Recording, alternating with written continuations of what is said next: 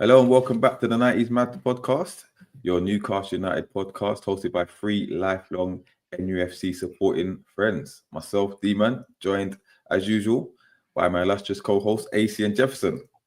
I don't know if they asked you how you guys are doing because I think I know. Good? Good evening, good evening. Yeah. Greetings, salutations. It's been a while since you've been greeted with a few moans and groans now. It's just smiles all around every episode now, isn't it? I could get used to this. I won't lie, man. Like, there's definitely some theory related to that. When your team you support wins, it just makes the week feel better. That's it, man. It's when Yo, you we should- went into some episodes stressed. Yeah, man. Stressed. Now, Like, this is completely the opposite, you know? That's it. We support the most informed team in the country. So, you know what I mean? Can't complain. Can't complain. big things. Yeah, man. But don't forget, like, comment, subscribe, all that stuff. Tell a friend to tell a friend. We are 3 subscribers away from 200, so we're building. So see if we can get that after the show. Get to that number. But yeah, Hit that like, people. Hit it. That's it, Subscribe. man. That's it. Help us grow in that. Help us grow. But yeah, as usual, we're here to review the latest Newcastle game. Another victory at home, 3-0 against Wolverhampton Wanderers. I wouldn't say the most convincing win, but listen, it's 9 in a row in all competitions, 6 in the league. Not much to complain about, to be honest. Yeah, man. How you guys feeling about the game in general, AC? I'm feeling, gosh, man, this game, it was one of the things where, if I go back to my prediction, that's what I always got to start with. I was going to this game quite confident, to be honest, despite Wolves. I think they were their form. They started coming back and up the league a little bit. You can see they started doing a bit of momentum. They got a new manager as well. But I thought to myself that us at home would be too much for them. And this is a game where a lot did occur. And I have to admit, it was one of those things where I was like, actually, Wolves could turn up a little bit here, especially in that first 20 minutes. It felt a bit rocky. It wasn't, we didn't come at the gate as fast, but maybe that was on something that was done on purpose, maybe to almost like save our energy a little bit. But the quality of this team, man, the confidence in this team, we're in control. And I think that's what I want to use here is control. We control this game. We control the narrative. There were some bits in there where we were like, Wolves look like they're going to score. In fact, they did score. It got disallowed. There was some bit of drama in this game a little bit. But to my delight, what another great successful win. I got my prediction right. I predicted 3-0. So hashtag AC was right. I'll take that. We really got to start this table of predictions, guys. I'm gonna say, man, because you were right with this one. I think Jefferson's been right a couple of times. Me, I get the result, but not the scoreline. So we might have to start a little table. We might have to do something like 3 points for correct score, 1 point for the correct. Well, that's what we do on the D&D Footy Factory. We do all the league games. We predict it, and we've got a league table. We've been doing it for a few seasons now. I've won one, my cousin won one, and Darren T's won one. So I mean, it's a good little thing. But we could start the same thing here, to be honest. But yeah, man, just to echo your thoughts. Listen, the main thing was the 3 points, right? And we got those. We scored goals. We kept a clean sheet. Continued to score a lot of goals, and it wasn't the greatest performance, but we went into the game knowing that we are the better team, and it's been a while since we've been in, like, I'm talking about seasons gone by, when we go into these games thinking, and there was also a danger of overconfidence because we see what happened at West Ham against the West Ham. So we needed to treat this game seriously. I think we learned from the West Ham mistakes. Obviously, we've got the likes of Isak in red hot form, Toon Army, the change and shift of position, what he's bringing to the team, and obviously Botman coming back, and again. The picture comes back again, the squad picture. We can get used to this. It seems to be a common theme now. But my thing was the fact that we controlled possession and we were able to break down the low block. We've heard about the struggles we've had, not only us, but other teams as well that struggle to break down the low block. And I thought we bided our time. We didn't let it phase us. Yes, Wolves had chances, but I don't think that we were in any danger of losing this game. Once the first 20 minutes were over, when we settled into the game, I thought there was only going to be one winner. So you know, and we can talk about the individual performances because there are a few standout performances again in the team. But yeah, all around good win, good professional performance, and we move on. But the main thing was to keep the run going because, you know, we don't know when it's going to end. It has to end sometime, but and we're up to fourth. We're up to fourth, so you know, very few complaints, man. Jefferson. Yeah, I mean, just to try and marry up what you guys are saying, I think really credible win. Really credible win. And I've said it before, I think Wolves have got some really good individuals. I think they're a good team. I think they're in a false position. It'll be interesting to see if they get out of their predicament. They should do because they've got enough quality. And I just think maybe people had looked at it and thought, yeah, you know, we'll win this. So I think Wolves are a really good team. So that has to be said that I think this victory was a credible victory. AC used the word control. I wouldn't use the word control. I'd say we dictated the pace. That's what I feel because Wolves did have some chances. I think they had like 3 solid chances. And we are kind of fortunate they didn't take them. Even the one where they were 3-0 down, it was like, how did you miss that in front of goal? But we'll go through those in a bit. But I think what it was very much firepower. Our gun was bigger than theirs. That's what it was because it was a situation where it's shot for shot almost, particularly in those first 30 minutes. I thought Wolves played really well. They matched us. But what we did was, you know, we kept the intensity going. It was really, really high energy. There was good intent with the ball. And I just couldn't believe the athleticism of all 11 players on the pitch. We really took it to them. And in terms of intent, well, yes, we had 61% possession, but we had 17 shots. Obviously, we need to work on our finishing despite scoring 3 goals because we only got 5 on target. So, you know, it wasn't a perfect performance. There's things that we can definitely improve on, things like our crossing. And like I said, that sort of decision making in the final third. But it was lovely for me that second goal particularly, because you talked about us struggling with the low block, and it was so nice to see that pass go through the gap there, and then for the chance to be slotted away. So I think there's things we can look here and be really, really proud of this team. Really happy that it feels like the machine is well oiled. We're gathering momentum. But just a couple of things where it's like, okay, we need to brush up on this, and like you said, not get too overconfident. And let's keep this run going. I would say that, you know what, when you have a run of 9 straight wins, you're gonna have one of these games where I won't say it could go either way, but the opposition don't take the chances, and you're just clinical. Because you know you can't play great 9 games straight. You can't. It's impossible. And you know, as long as we don't get complacent, because I tell you what, Bournemouth take those chances. Yeah, Bournemouth take those chances if you know what I mean. But we'll get to that. But big up Winnie's locked in so quickly because he you know, he's just said. I just want to say just quickly. He just said, "Oh, hey D man, looked good last night in the Toon," because I see with Chris and company. Because I went up there to obviously see the game, and I met up with Chris from Newcastle Talk TV and Win and Gary, Betsy. It was good to see them down there. So shout out to them as well. So yeah, we got a little photo here actually of you and Chris being the main man. Hey, yeah. The kitchen got hot, as Chris would say. But also, just to say, that wasn't the only person that you saw there. You saw another beloved person who's actually, you know, I would like to say is quite big with the infrastructure of the club and responsible for a lot of the things in the last few years. Big up Darren Ills. My namesake. Darren Ills. Yeah. Most importantly, did you get him to like and subscribe? Yeah. You know what? I didn't want to pester him, innit? Like he was gracious enough to take the photo, so I thought, you know what, let me leave it like that. But you know what, I might just tag him on Twitter or something like that. But, you know what you're gonna need, isn't it? You're gonna need business cards. You're gonna need some official D-man business cards for 90 mags. And just leave it on the counter when you're leaving by. Just yeah, man. All good, man. But yeah. Can I say one more thing as well, actually?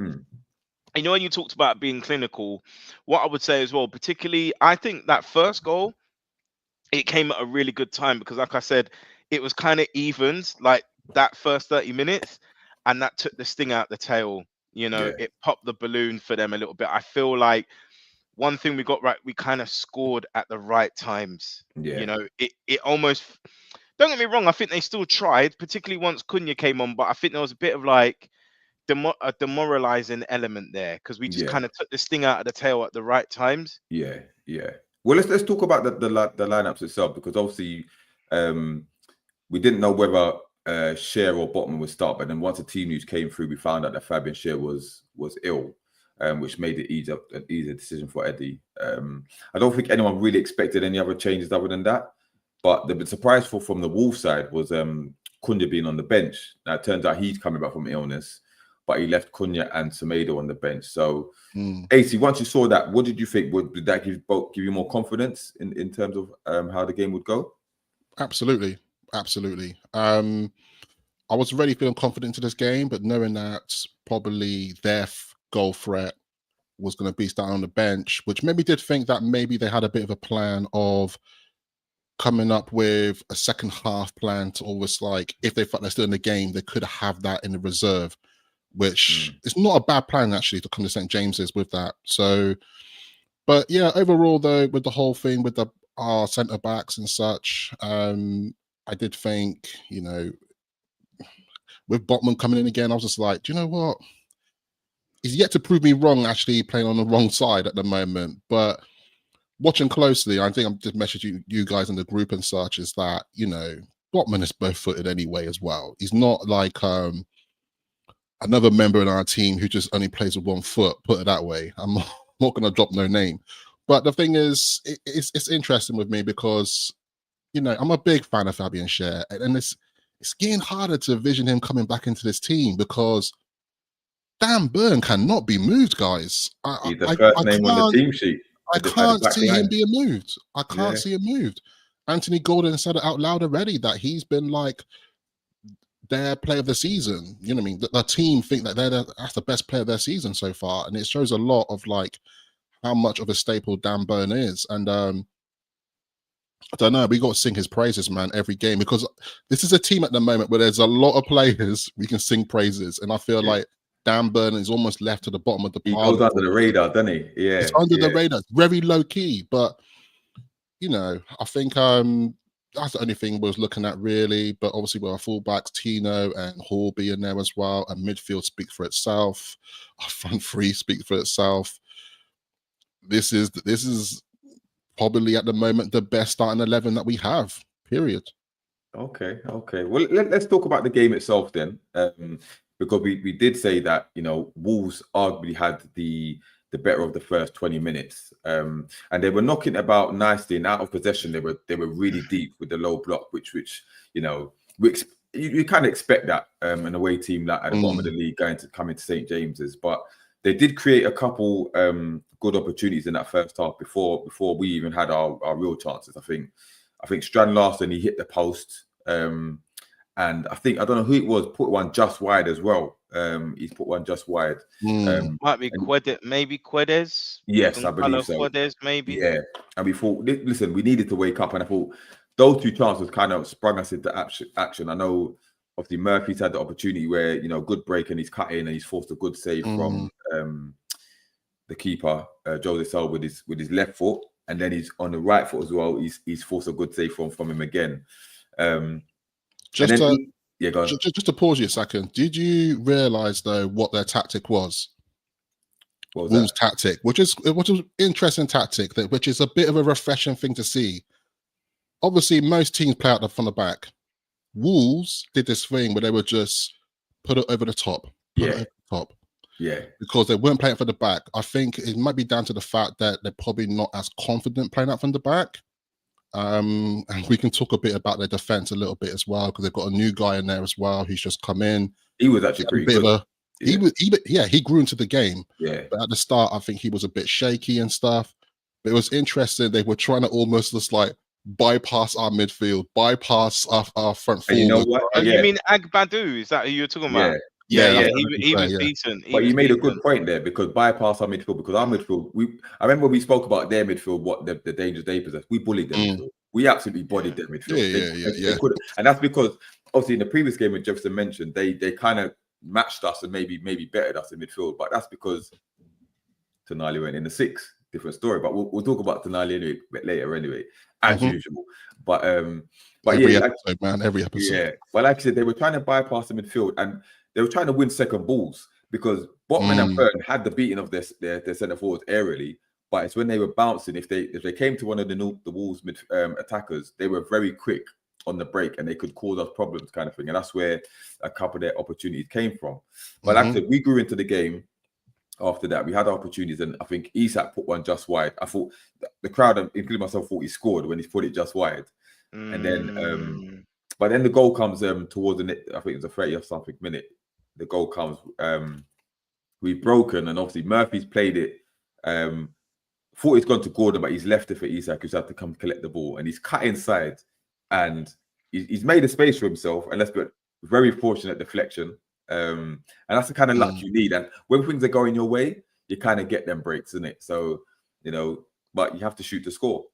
And when he's in the form that he's in, there's no surprise it goes in. So, like I said, the 1-0 kind of broke their spirit a little bit at the right time. It did. Because I think Wolves were they were in the game, but yeah, I know what you mean. It's one of the things where they were clinging on to it. And I think reflecting on the whole game as a whole, Wolves put a lot into that first 20 minutes. And I think they might have been instructed to be like, this first 20 minutes, make it count. This is your chance almost, because I think they might have knew that with the longevity of the game, they now might not be able to stay within it, even though they had something to come off the bench. And let's be honest, he's coming from illness, Kuna, as well. So it's not like, I don't know, they didn't have much. So it's almost just like when that goal came in, it did took the wind out of their sails. But also, when the luck's on your side, the luck is on your side. And this is one of those things, it was like, even when we'll get into it later about that goal disallowed, I was just like, when the luck is on your side, it is on your side. Yeah. And you can see at the moment, this is a team at the moment where, unfortunately, the luck is not on their side. Not to take us back into memory lane, but we are Newcastle United. We know what it's like to be in the bottom three, right? I'm going to put my hands up. We know what it's like. So when you're down at the bottom like that and you feel like everyone's just pummeling you down, every single chance you get, it just doesn't work off. And you can see that with their strike force, they're just rusty. Nothing was coming off. Even if it was on a platter, there were some moments it was on a platter. It was just who didn't get it on target? Or if it is on target, it's straight at Dubravka. So, but credit to Isak, man. What can I say? Yeah, exactly. And then obviously we had a couple opportunities after that. I think Tonali had a block, and then he's fed one for Joe Linton, who's fired over. And then it goes to the second half, Jefferson, and we go 2-0 quite early in the second half. Now, this was all about Bruno and Isak. So talk to me about the through ball from Bruno and Isak's finish. Yeah, I think when you see a cluster of players in front of you, because I think what tends to happen at times, and we saw a lot in the first half, we've seen in many, many games, is they'll shift it to the wing, look to swing it in, or bring it back, bring it inside, the runner goes outside on the overlap, then they play it and they cross it again. So when the ball kind of came in that central right area, you think, whoa, what are they going to do with it? And then clip it over the top? Is it going to go sort of wide again? And all of a sudden, even though there's 3 players, maybe even 4 in a sort of 10-meter radius, he's decided to thread that through. And I'm like, no. And then I looked and I thought, he must be offside, no? And it was just the timing of the pass is so spot on that it catches Isak at the right time. He's got enough time to take a touch, that little bit of composure, and just slot that in. And the form he's in, he ain't missing from there. You're looking at 14, 15 yards out, if that. So for Bruno to have that kind of vision and pressure when you got players coming on to you, because he must not have seen as well. So it's eye of the needle stuff.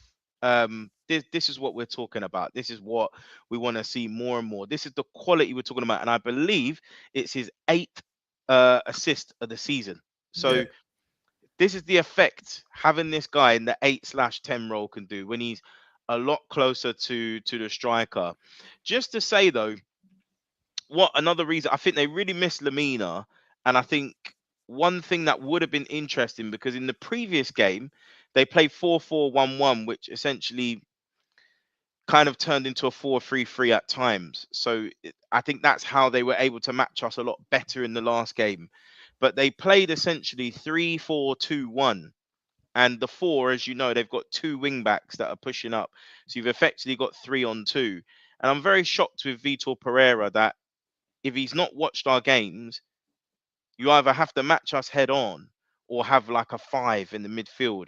You can't have 2 central midfielders against 3, because for starters, you're going to see someone like Bruno getting that little bit of space, and that's what he's going to do when he gets space. So the same happened against Man United. That 3-4-2-1 not going to work against us. So yeah, was magic to watch. Magic to watch. Love it. I could watch that again and again. A goal like that. And you know what? I was on that far side, so I had a perfect view of the through ball. So when the balls come to him, I thought that was like the obvious pass to make. But when you see the replay, like he's looking across the line, and he's like a little no look pass to Isak. Because Like, you think it's going that way, isn't it? Yeah. You think it's going to go wide again. Yeah. But credit to Isak as well for the finish, because he sat the keeper down, and he's not snatched at it. It's like it's in slow motion for him, and he knows where he's going to go, where the keeper's going to go, where he's going to put it. So, and again, that's what, 15 league goals, 17 all season. Wow. Listen, Wow. the plaudits keep coming and coming. Now before it's like, is he the best striker in the world? Now it's, he is the best striker in the world. And obviously we've been screaming it for a long time, but he's now they're now putting him in like that he's clear, right? It's crazy though. It's crazy It because is crazy. It's also the attention to our team as a whole, because I'm noticing now a lot of people are putting Newcastle in this limelight, and you know, it's one of the things. Is like, I think Newcastle, we don't like being center of attention. We like being in the background a little bit. We like to just do our work, be steadily. No one notices, but we're creeping. Yeah. But now everyone's just like, we're front page news. Yeah, front page news. Isak, Tonali, Bruno, this midfield, Gordon, the defense. It's just like everyone's highlighting us. But the funny thing is, you know what you said about, you know, we like to go under the radar and stuff, but a lot of time you hear Newcastle saying we don't get the respect that we deserve and blah blah. So you know, you have to. Which one do you want? We have to you balance the scales. You know what I mean? Because now when you start doing well, what you're going to see now is the pressure is going to be on now, especially hypothetically, right? Say if we win the next 3 games, right, and we go up to 3rd, they're going to start talking about Newcastle in the title race, yeah? Then they're going to start amping up the pressure. No, Shearer's already said it. I mean, no, Shearer. Well, we're only 9 points off top, guys. I know we've played a game more, but... Yeah, only 9 points, but we ain't the type to make up 9 points on Liverpool. Let's be honest. No. This is, I was like, that's one I was a bit like, hold on. I think the trainers are running away from the carriage, because it's like, hold on, we just entered just 4th place. Like, we can't be talking about title challenges, and I don't think we are in title challenge. No way. Not. But we just do Chelsea. Like, regardless if we get to 2nd, we're not in no title race, but we're not in a title race because we don't need that kind of pressure and attention. Because what they'll do is start flinging all our games on Sky. Yeah, some mad times, bro. Away from home, under the lights, and it's gonna get too much, bro. I don't want to see. I don't want to get pressure in it. Yeah, I don't need that. Yeah, I do want to highlight going back to the Bruno pass thing. It was just crazy, man. It was crazy. Even this still frame. I'm so glad I got the still frame here, because it just shows you the audacity. That's right, people. The audacity to do that pass is just like, oof. And that's Bruno in the 8, man. Bruno in the 8 is just like Double D said, the real Bruno. Yeah, there's only one Bruno in this league. One Bruno in this league. Yeah. New level. And also I just want to give a shout out to Isak's celebration. Yeah, you know the way he did the celebration was just like, listen, this thing kills me, bro. Calm. Yeah. But and then listen, we did wrap up the game with 3-0. Another great move. Great ball from Joe Linton to Isak, by the way, in between the defenders. I know. Isak unselfishly tried to square it to Gordon, got cut out, but he did a little step over, jinked it to Gordon, first time finishing to the bottom corner of the net. And you know, Gordon's on a good run as well, goals and assists in consecutive games, going under the radar as well. He's in some good form. Don't think it was his best game, but he's putting up the numbers. And once you get to 3-0, you know you're not losing the game. Like you mentioned, AC Wolves had a goal disallowed by the rules, correctly disallowed because it's hit his hand. We had one disallowed for Bruno when he hit his arm against was it Leicester or who else? I can't remember. Yeah. So, and the graphic actually made a very good save as well late on as well. Very good save. So, but yeah, listen, 3-0, can't complain. Wrapped it up to fourth, like we say. But we have to talk about some of the performances now. Let's start from the back, right? Because me personally, listen, we spoke about Dan Burn already, and getting this progress. Botman had another good game, but you see, listen, people are don't joke though. People are talking about Van Dijk and Konate and Saliba and Gabriel. Right about now, these two are the best centre back partnership in the league currently. Bro, on form, yeah, best on form. I'm not saying they're best, but on form, they are looking like the best partnership about now. The thing is, Botman's not even at his peak yet. He's just come back with injuries. It's just like, it's crazy. But it's more so made me realize how much we missed this brother. How much we knew at the time. Remember, even before we started this podcast, we were just in our group, just like, oh, we need Botman. But man, it is just making a world of difference. His composure, his pace as well at times. He can just like turn it on when he wants to, which obviously balances us quite well with Burn, because we know Burn hasn't got quite the pace. Yeah. So, but something as well that I did really appreciate in this game, and I know I'm jumping ahead of another person who we're going to talk about as well, but it was nice to see this moments as well with Tonali just dropping back, and you see these three at the back, and I was just like, he played a deeper role, deeper role. Hold on, and you just see how much coverage he was like protecting and supporting those guys, and it's really benefiting Botman, especially as he's like still coming back, because he's still not even like fully match fit now at the moment. Do you know what I mean? So it's nice to see that players are supporting Botman around this as well. But Burn though, man, it's just like burst the jewels every time. So every time Wolves are hitting it over the top. Oh yeah, Burn was there every time, mopping every time. Yeah, but can we talk about Lewis Hall, bro? Because you see this guy, I mean, every time I see him live, he gets better and better. Yeah, and some people say he didn't have his great. Nah, this guy was the way he duppies man on that wing, like he moves like a left winger sometimes. The way and his balance on the ball, the way he drives forward, his recovery runs. You feel confident with whoever they've got up front. Them, you're comfortable that Lewis Hall can handle it. Yeah, and before you needed protection, he can do it by himself. He's that good. He is that good, and he's getting better and better, especially defensively. He's growing into the position a lot better. He looked like a couple of kids, but shout out to the LGBTQ plus community. Right. But these two, him and Tino, we have. Listen, as long as we can keep them, right? We have, and it took a while to get there, but as a pairing, we have probably the best fullbacks as a collective in this league at the moment. Yeah, and I agree. I'm not going to say, like, I can't deny that. They are just getting better and better and better, and the little partnerships that they're forming on the side with the midfielders and the attackers, very, very good, very impressive.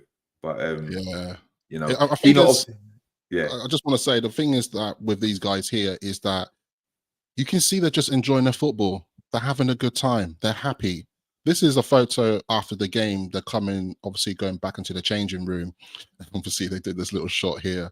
But it's the general good spirit, and it just does a lot. But Hall, man, I know you just wax lyrical, and I think I'm going to echo. I know Jefferson's going to wax lyrical. So let's just wax lyrical about Hall for now, because I'm scratching my head now of like, we've done this before, talking about left backs caliber of Newcastle, like best left backs, right? This ceiling is so high on this guy. Guys, the ceiling is so high. It's scary. It's actually scary because this guy can do so much. Because there's so many times as well, you're like, oh, he's in a bit of trouble. He gets out of it. You're like, I'm still thinking about the moments against the Arsenal game. Like, it seems to be that like he's just getting better and better by game. We said he was amazing 4 games ago. Remember, guys, this is a 9-game run, right? We can pick out any game of the 9-game run and go, excellent performance. It's the But so consistency. rare, Yeah. so rare to see him outshine a previous performance. Like, who does that really? I don't know man. why I keep benching him in my FPL. You know, I do not know why I keep benching him, because every week he's collecting points, clean What are you doing, sheets, man? assists. I don't know, man. I don't know. Who's I on need your to check Who's it on your out. left then? Who's on your left? I just got defense, innit? I've got Gabriel, I've got Muniz from Palace, who kept the clean sheet, by the way. And I've got Trent Alexander. He needs to come out my team because he's just flopping the show. He needs to flop in the show. But like Double D said, the former Chelsea boys, Tino and Hall. So thank you very much, Chelsea. You know what I mean? Good business. Good business. Jefferson, anything you want to say about Lewis Hall? Yeah, I mean, the thing about Lewis Hall that we know he's got is really amazing football intelligence, and he's very comfortable going outside and inside. He's always there for the overlap. He's there to cover Burn. So you guys talk about how Dan Burn's been great, and he has on an individual level. But I think part of that is the fact he knows he's got Lewis Hall next to him. So if it gets placed behind, over the top, you've got someone that's quicker than you that can, cover your backs, which we know the fullbacks do very, very well. And I think in transition, or even at times in possession, actually we know at times Lewis Hall almost ends up as an extra midfielder at times as well when he comes into the midfield. So in terms of being a technician, yeah, in terms of having that football intelligence, that game intelligence, he is mature beyond his years. For me, where he needs to improve is just that decision making in the final third. Where you obviously it takes a while to get there, but you see someone like Andy Robertson, he's gonna get between 6 and 10 assists a year. Used I to. think at the moment Hall's got like 3, so I want to see an improvement from there. Because his delivery is good when he's got time, and he's also got a good shot on him as well. So it'll be interesting when he gets in more central positions. I don't know if you remember the goal against Man United last year. Yeah. Would like to see more of that, because I think if he lets off a shot, we might see a few goals from him as well.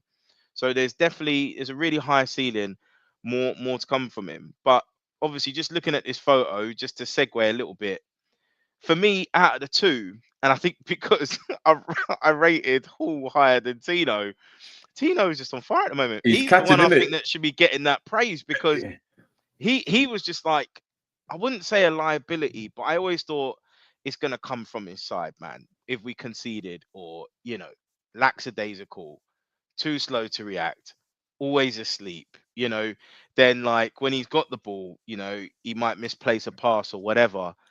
But now we're seeing him up and down. You just think, no, they're not going to get past him. And if they do, he's going to catch him and he's going to win the ball back, because he's got Just that speaking on that though, physicality. did you see that moment between him and Tonali early on when I think he allowed the defender to beat him and Tonali blasted him, absolutely blasted him. But obviously they obviously made up after them. But it's like, those are the levels he needs, that to keep switched on kind of In his thing. ear. Yeah. Yeah. Because if he stays on it, he's formidable, going forward and coming back. And I just think for both of them, particularly Tino more than Hall, the crossing is not good.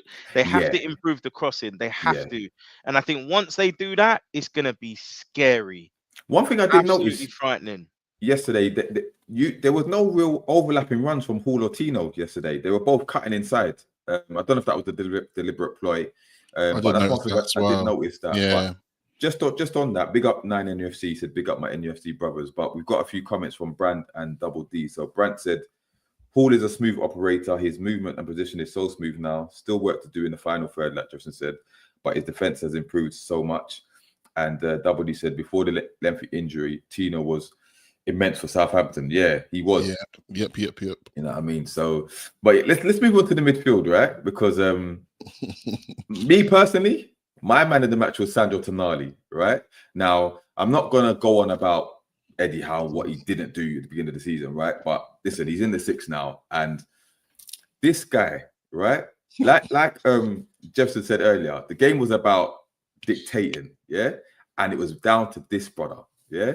Now you mentioned him dropping deep into the back 4, different positions.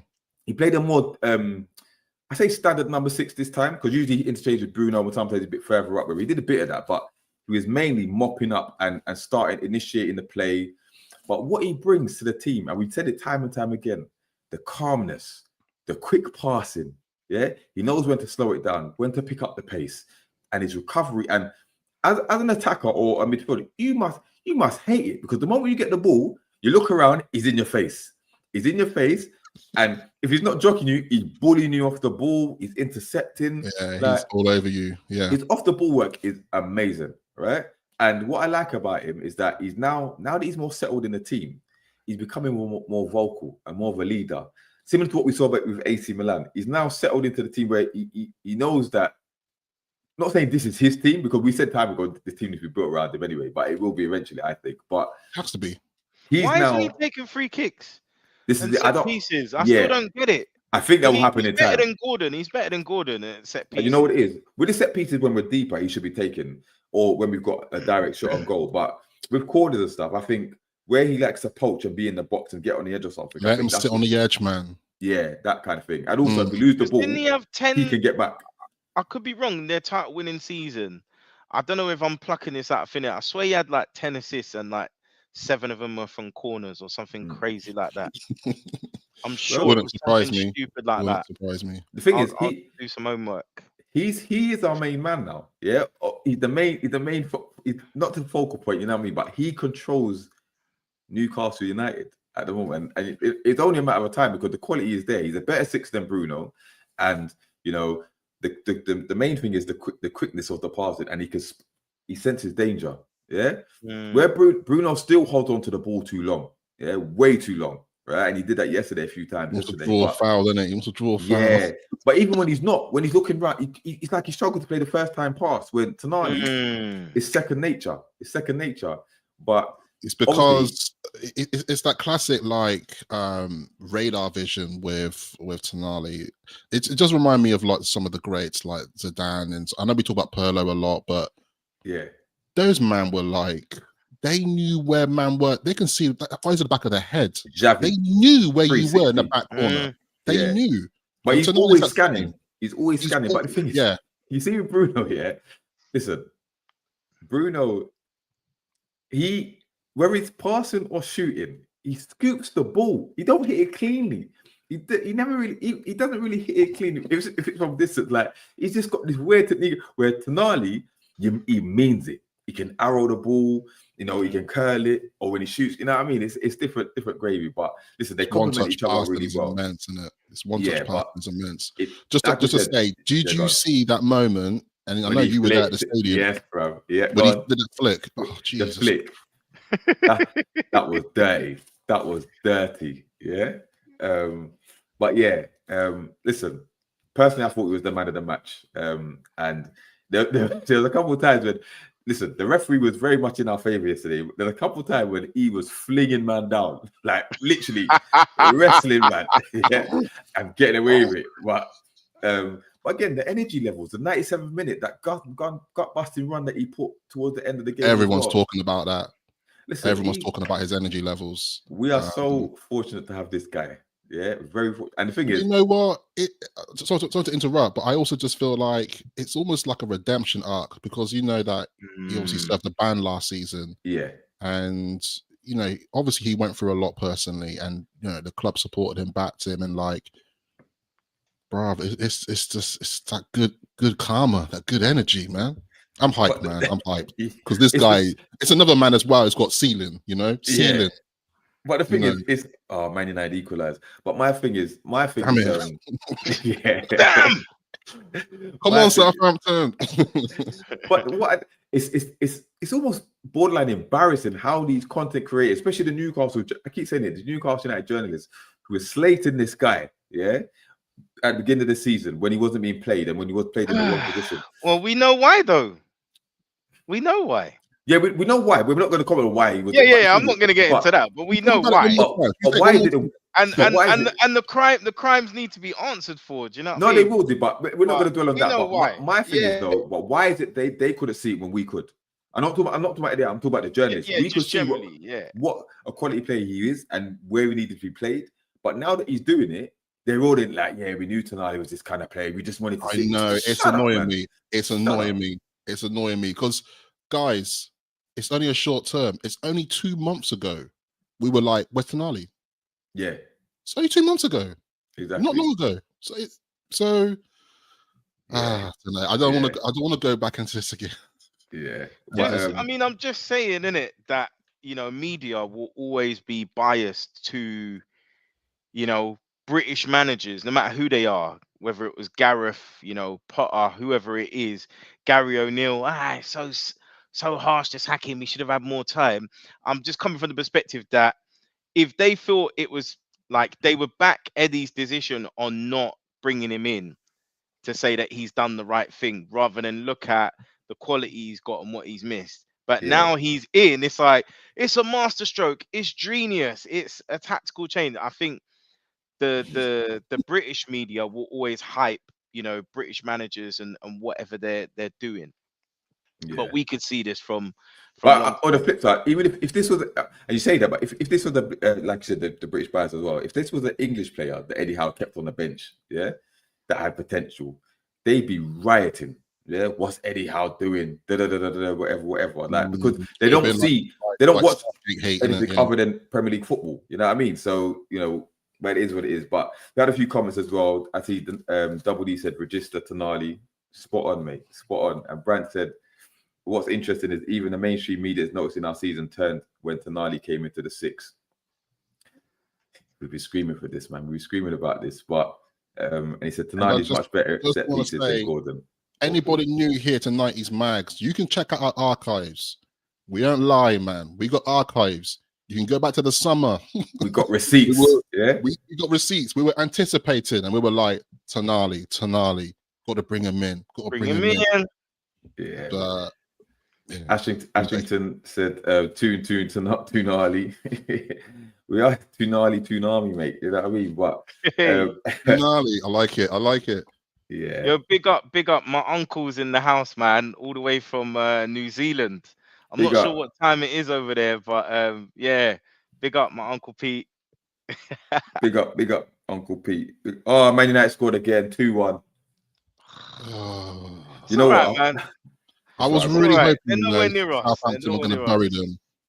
I was going to hope. I got my money's worth. Can I say something? Like, we're like halfway through this month, by the way, and we've not even covered anything to do with the window.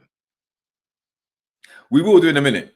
Because I was going to say, a great question to ask people would be if they could sign someone, realistically, right? Everyone who's on here right now, realistically, one signing, who should Newcastle United sign in this January transfer window? And what you said, realistically, yeah? Realistically. We don't want one name, one signing. Lamine Yamal and them, man, there. We don't want to see about realistic names, get me? But just a side note, Brad said, don't ever put your hopes on Southampton, right? But I think, let me tell you what I did. I put a bet on Southampton to win the game, right? So when they went 1-0 up, I cashed out, yeah? Then I put a bet on a draw and a win for Man United. So when it went to a draw, you see me look at my phone, I literally cashed out on the draw, and now they've won. I've cashed out on the win as well. So I'm quids in, mate. I'm quids in. Tactical betting. Gosh. This guy's made so much money this season, man. Man, he's a smart man. Listen, both Ashington and Wynn have both said Embremo. Yeah. And there are rumors that we put a concrete bid in for him. Have you seen that? There's rumors that we're the only ones that put a concrete bid in for him. Yeah. I haven't seen that. Don't know if that's true, but is there any fight? Because I think we were talking about this we're in another Geordies group on WhatsApp, aren't we? And I think we were talking about if there's any financial experts or if they know how PSR and FFP works, right? My understanding is that we came to the end of the previous 3-year cycle in the summer just gone, and that's why we had to panic before the 30th of June, because we basically had 18 months to 2 years of overspending, and then we pulled back that spending in the final year, but we still had to make sales. So I don't know how it works. Do we go back to zero? And the idea is that we've got another 3 years to make 105 million loss, because why are we being so cautious? Or is it literally every year to 30th of June, every year? Like, can someone explain that to me? Because my understanding should be slate's clean. We got new sponsorship deals coming in, legacy of Champions League money. We should be able to spend. Does anybody know? That'd be interesting. We'll leave it in the comments as well. Just another side note, by the way. Sorry, I just checked my bet builder. It's come through again. I put Bruno Fernandes over 0.40 shots on target.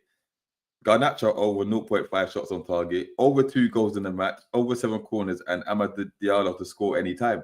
8-1. Come in. Raw. I'm all right today, you know. Okay.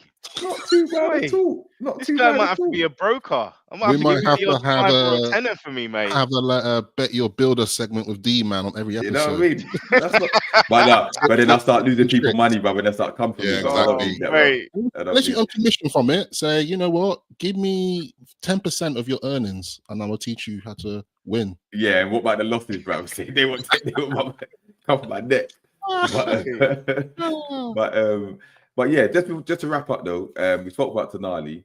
We've got to talk about Isak, yeah, because look, we've mentioned it earlier in the pod, right? But my question to you is, if he stays fit, I think I asked this question like before the season started, but if he stays fit, right, how many league goals does he end up with? Because I think AC, you said, correct me if I'm wrong, you said 25 to 30, and we all laughed at you, yeah. Yeah. Now that's looking like a possibility. He's on 15, yeah. And there's how many games go? It's 17 or 16. 16 games to go. Yeah, he's got 15 goals if he stays fit. Yeah. First of all, is he going to break the record of Jamie Vardy, the consecutive games, and how many goals is he going to score for the season? League goals. I think he will break the record for Jamie Vardy. I think it's going to happen.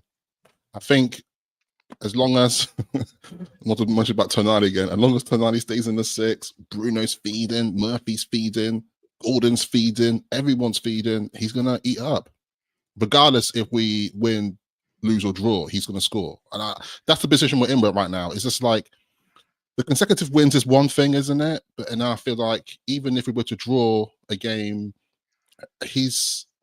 there's a very high chance he will score. And it's almost just like anybody right now playing the fantasy league and that, you'll be a silly man not to have this man in your team. Cash in, people. But it's quite interesting with the whole predictions thing. I was thinking about it the other day. I was just like, I'll never forget that episode. I was even trying to find it. I was like, which episode was it where I did my predictions? Because I said 25 to 30 goals for him, and I think I did say Newcastle will finish 3rd. Here we are, people. Here we are. Wait, we'll never hear the end of it if we get that one right. Right. Listen, right.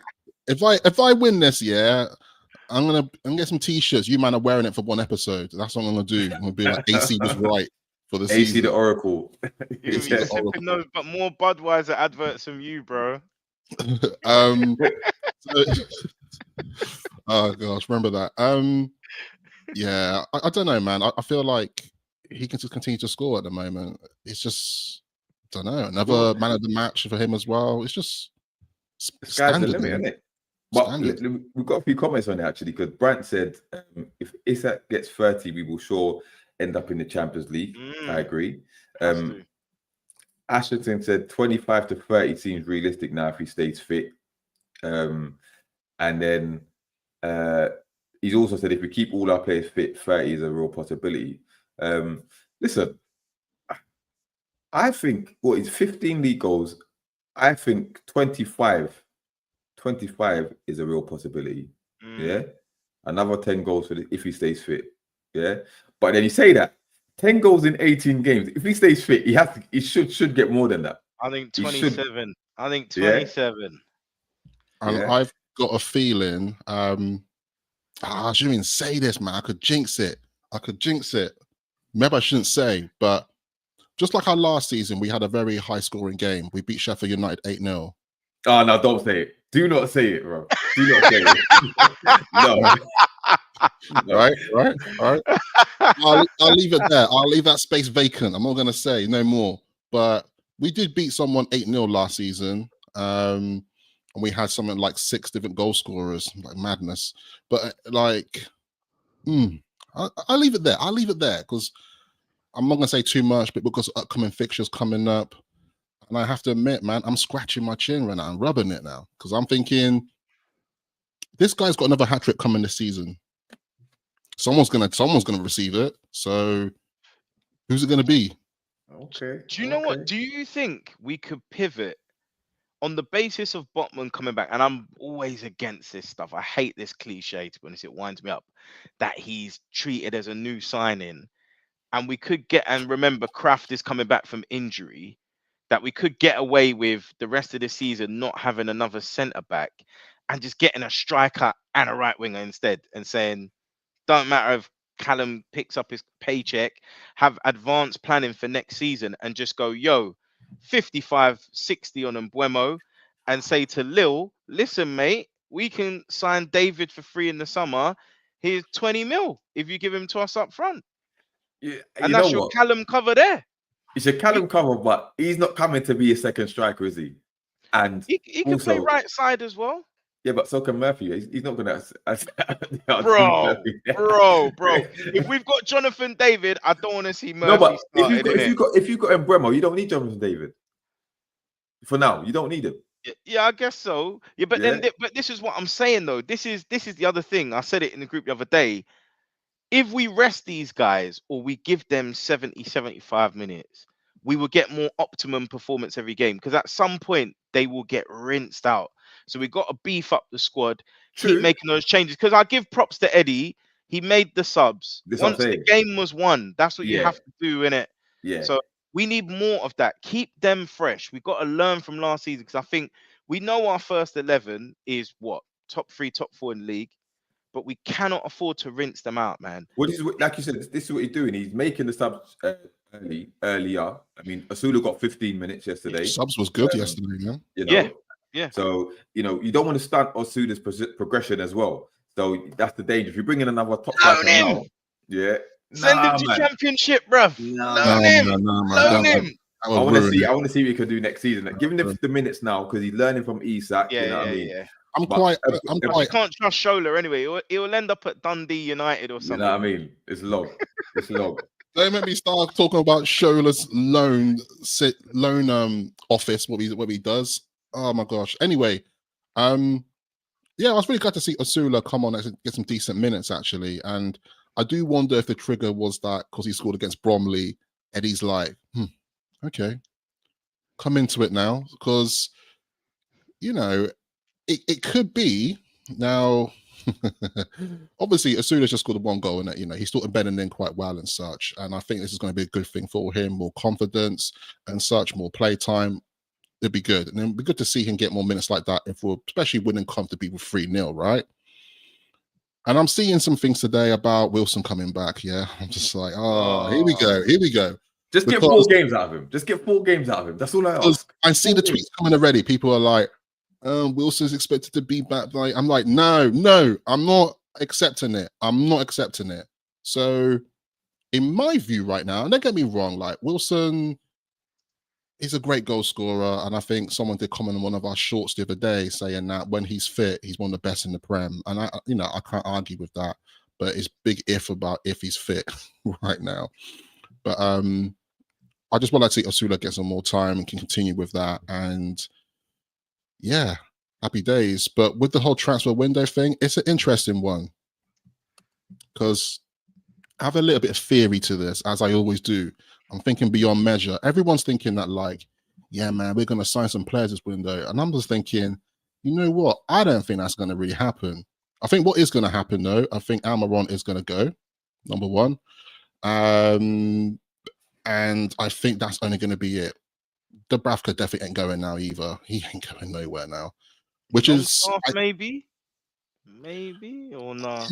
I think we'll still have him for cover for midfield cover, because obviously he did play on the Bromley game. I don't think we need to go into detail about that Bromley game, about that first half, but I know we didn't do a pod covering that game, but it was interesting to almost see like a comparison of day and night, basically, of like when you got a different midfield starting in that game. And to be honest,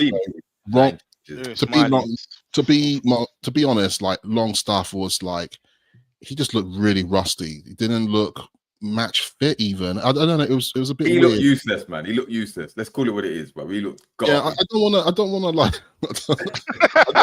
I don't want to bully man and put him in the corner and tell him look at the wall, right? But it's it's one of those things where Miley's higher in the pecking order. I think we're going to see Miley coming into a bit more. Good to see Miley get some minutes yesterday as well. Generally, I was quite pleased.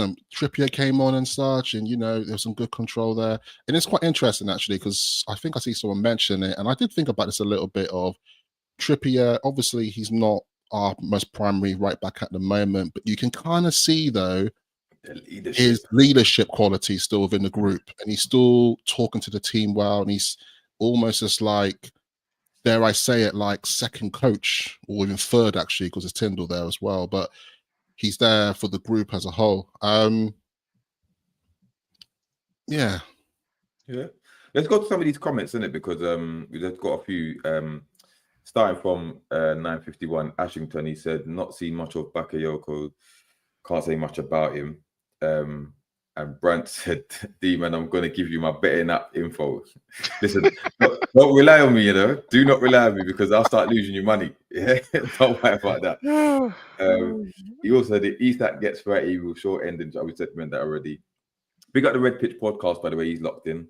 Amad Diallo got a 10-minute hat trick. Good show. 10-minute, yeah, very good show. 10-minute hat trick from Amad Diallo. Probably their most important player at the moment, Man United.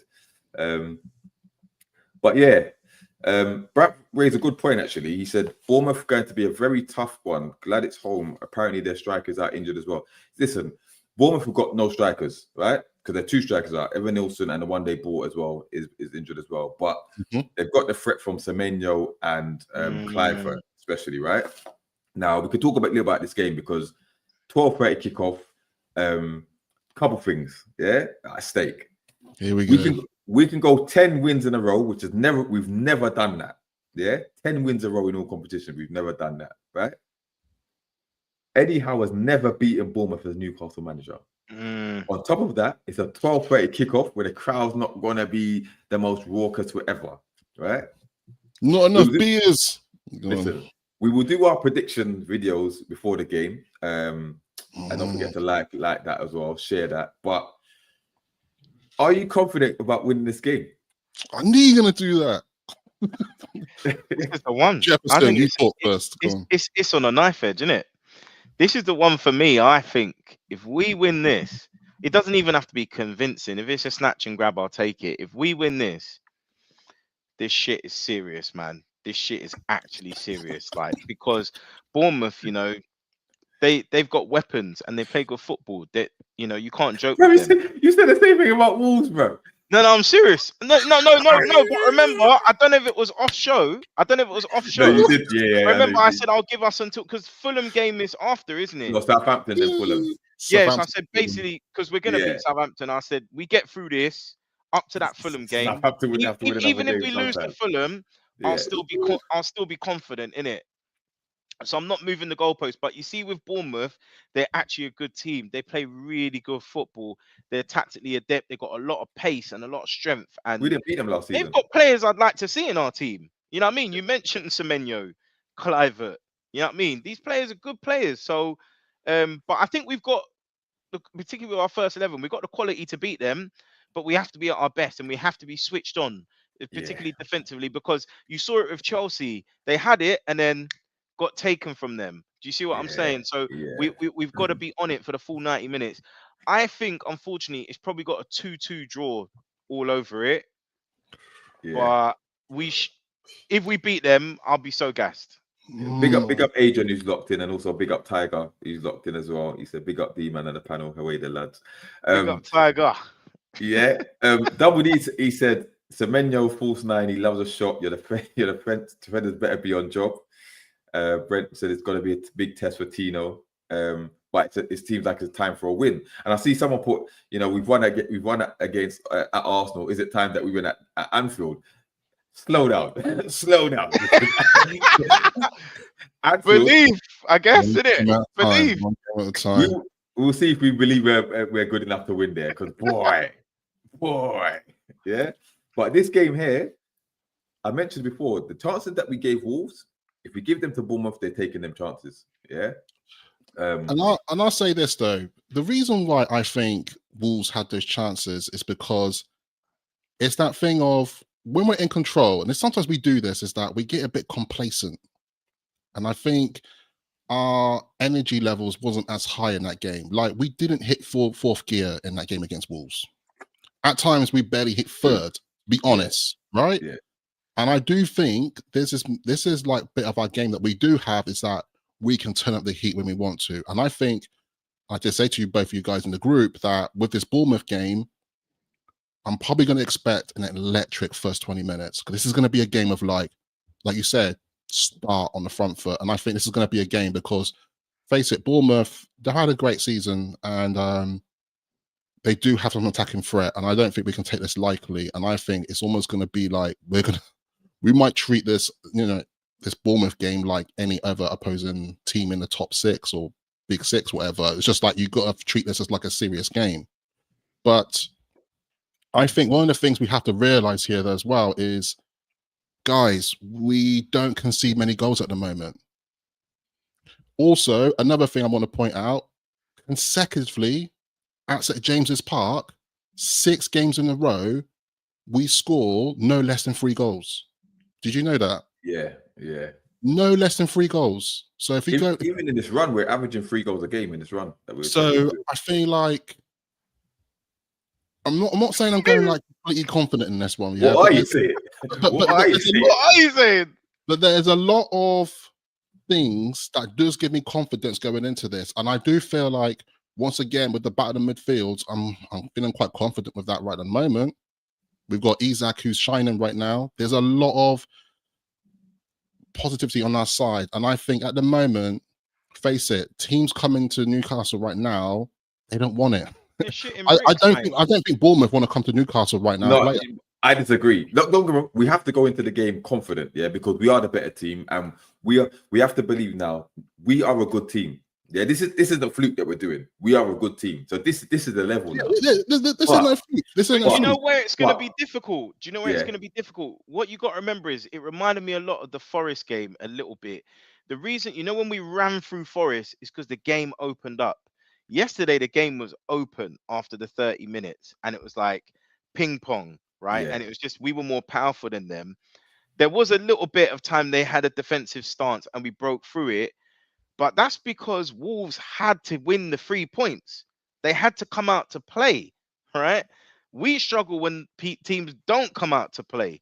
Now, I'm not saying Bournemouth ain't going to try and win the game. Bournemouth would be happy. Bournemouth would be happy to take a point against us. Yeah, we happy to take a point, but Wolves still, you know what I'm saying? Wolves still stuck with the low block, and that's what was good. We managed to break it down. But what I will say is that you said about teams are shitting themselves coming to St James's Park. Bournemouth will not be shitting themselves coming to St James's Park, Yeah.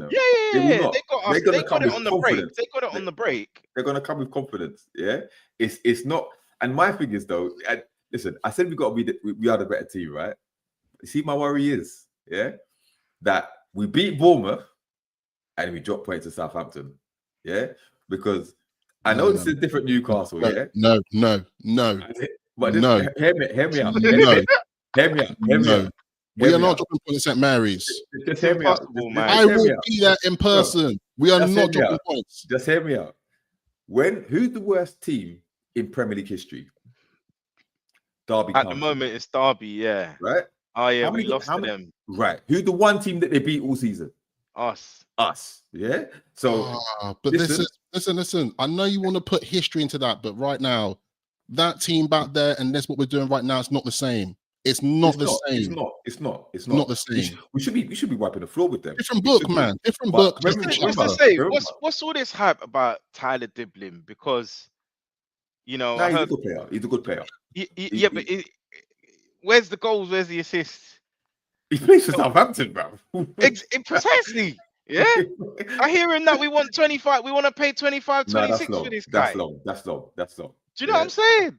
That's long. So it wouldn't surprise me if the boys got in his ear, like when we play him next. Right. My question is this British stuff. All right. So are you saying, because Jefferson, you're saying that you think we're going to draw this game, right? You think we're going to draw this game.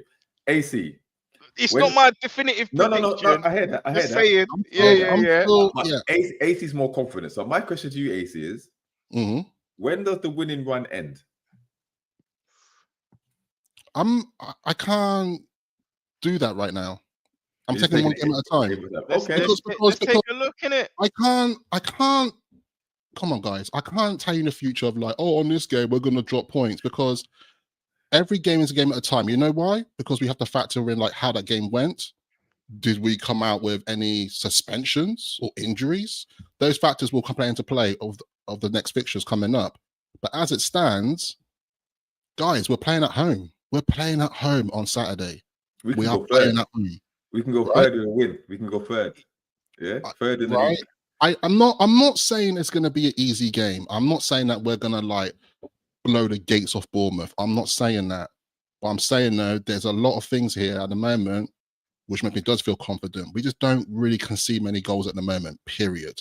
Secondly, we score no less than 3 goals at home in the last 6 games at St. James's Park. Hear me. Right?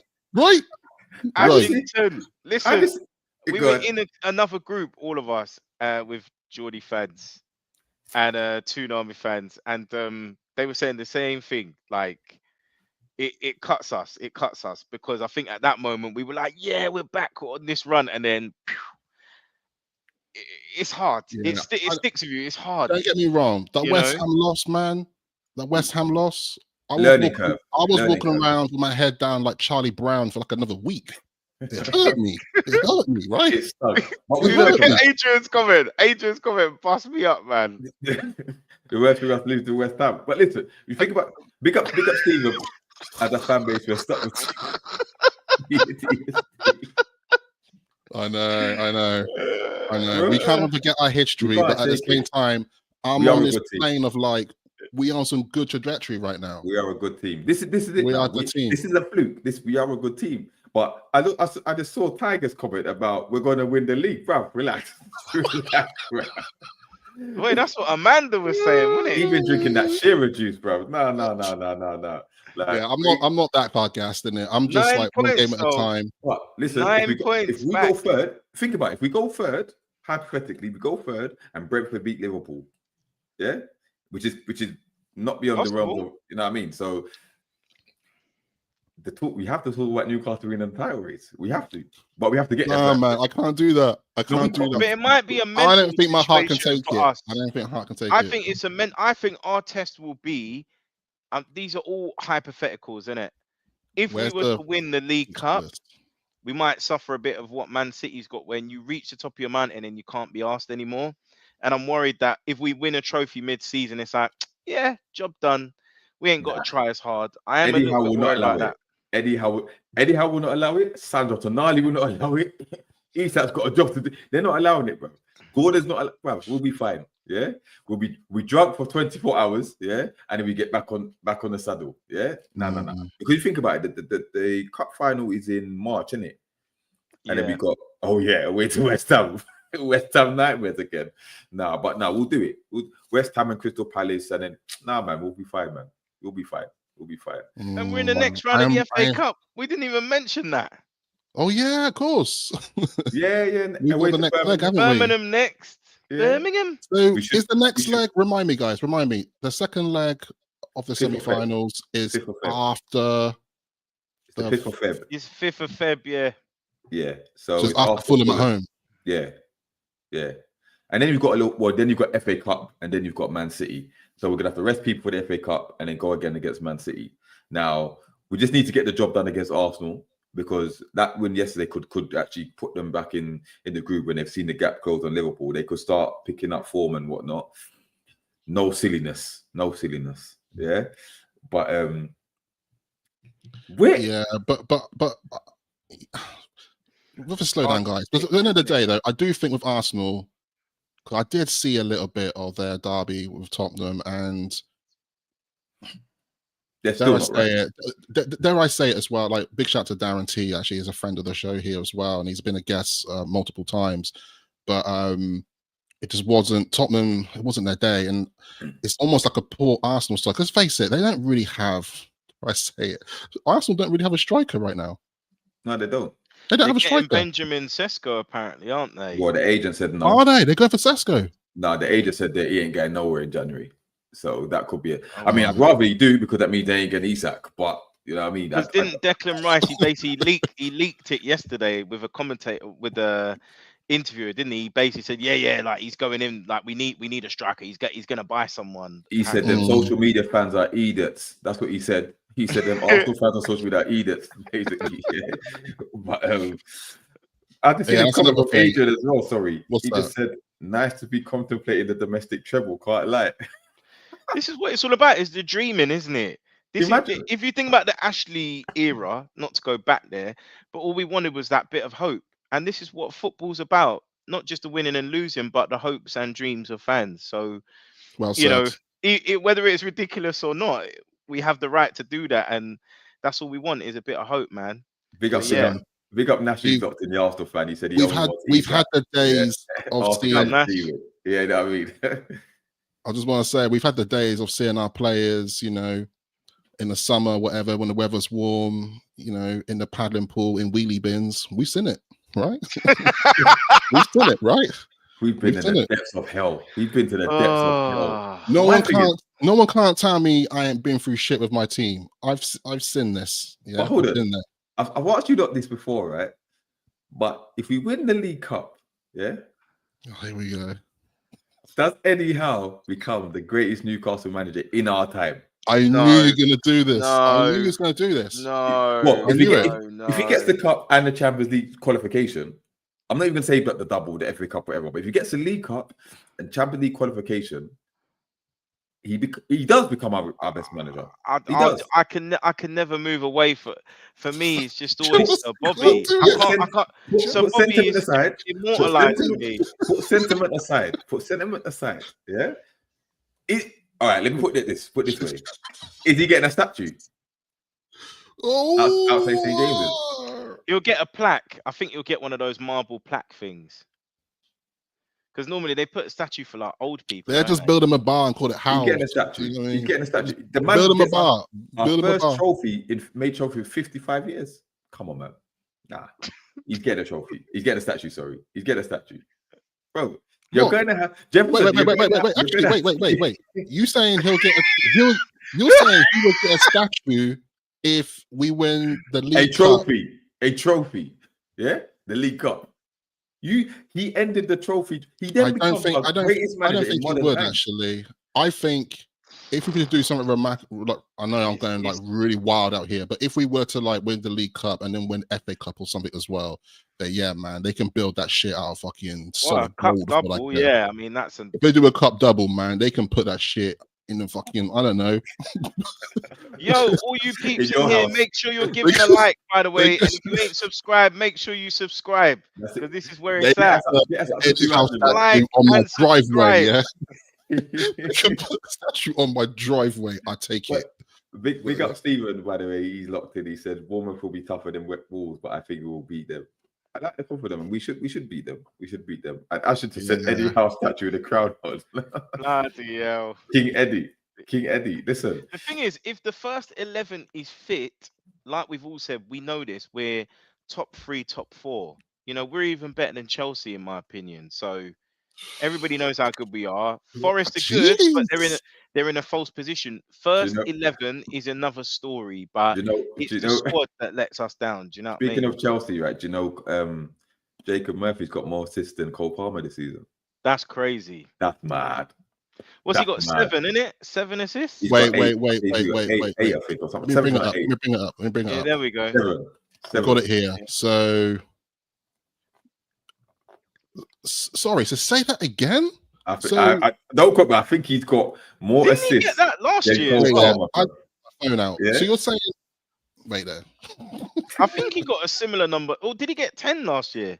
I feel like he got a high number last year. Listen, his stats, yeah, Jacob Murphy's stats, yeah.